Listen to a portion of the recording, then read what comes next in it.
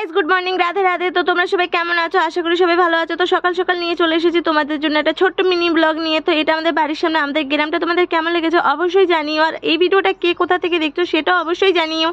আজকে তোমাদের সাথে শেয়ার করবো আমাদের হোম ট্যুর। হোম ট্যুর মানে হোম ট্যুর নয় গাইস, আজকে আমাদের বাড়ি পরিষ্কার হবে, কারণ আমি আর আমার মা দুজন মিলে বাড়ি পরিষ্কার করবো গাইস। এটা আমাদের বছরে একবার করে হয়, কারণ এটা আমাদের বাঙালিদের সব বাড়ির নিয়ম।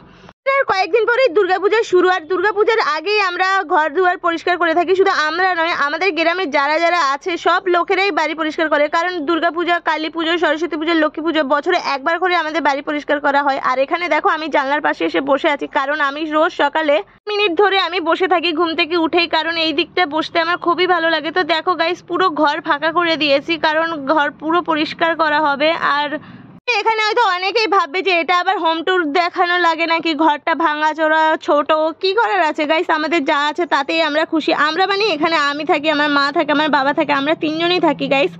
আর ছোট হোক বা বড় হোক, যেই ঘরে থাকতে আমার লজ্জা নেই সেই ঘর দেখাতে কেন লজ্জা হবে? তো ঘর ঘরই তো। আমার বাবার হয়তো দোতলা বাড়ি নেই, টিনের ঘর, মাটির দেওয়াল, তাতে কি আছে? তাতেই আমরা খুশি, তাতেই আমি আমার বাবার ঘরের রাজকন্যা। হয়তো আমার বাবার দোতলা বিল্ডিং নেই, তাতে কি করার আছে? আমার বাবার যেইটুকানি আছে সেইটুকানিতেই আমরা খুশি। তো সেইটুকানি থেকেই গুছিয়ে গাছিয়ে রাখার চেষ্টা করি, কারণ এখানেই আমরা বাস করি। কারণ আমাদের মতো মধ্যবিত্ত ফ্যামিলিরা এরকমই, এইটুকানিতেই খুশি থাকার চেষ্টা করি। এখানে দেখো আমি আর আমার মা একা কাজ করছি বলে আমার বাবাও হেল্প করতে এসেছে। আমাদের মধ্যে এরকম কার কার বাবারা আছে যে ঘরের কাজে হেল্প করে দেয়? আমার ভিডিওটা তোমাদের কেমন লেগেছে অবশ্যই জানিও, আর আমার ভিডিওটা যদি ভালো লাগে অবশ্যই লাইক করো, আর আমার চ্যানেলটাকে সাবস্ক্রাইব করে দিও। Bye bye.